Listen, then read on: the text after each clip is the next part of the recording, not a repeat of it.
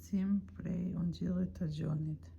Mandej Jezusi prap u deftua nxënësve në breg të detit të Tiberiadit.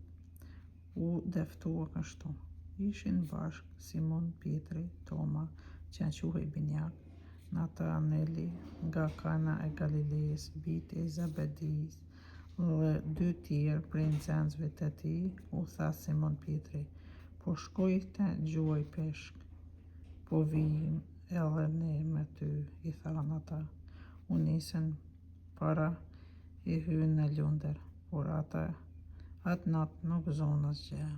Kur zbardhi drita që Jezusi në breg, nxënësit nuk dinin se ishte Jezusi. Jezusi u tha: djelmosha, a keni kapur peshk? A keni ndo pak peshk? Jo, përgjigjen ata. Ai u tha: qitni rrjetat në anë të djathtë të lundrës e do të gjeni.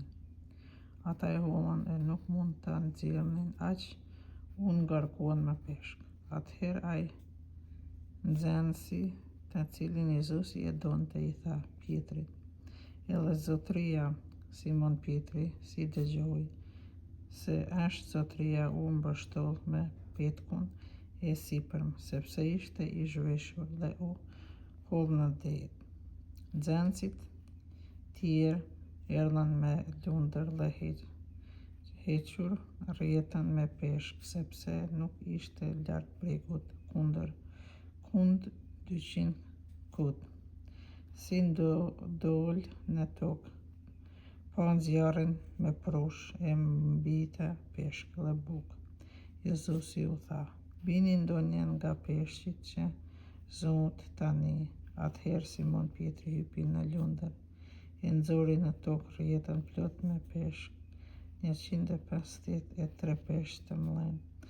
Dhe megjithse ishin aq shumë, prap nuk u shqyua rrjeta. Jezusi u tha: jeni e hani. Askush prej nxënësve nuk pati guxim të pyes: kush je ti? Sepse e dinin mirë se ishte zotëria. Jezusi u ofrua, mori bukë e u dha, po ashtu edhe peshkun. Ishte kjo hera e tretë që Jezusi u deftua nxënësve të vet pasi u ngjall së vdekurit.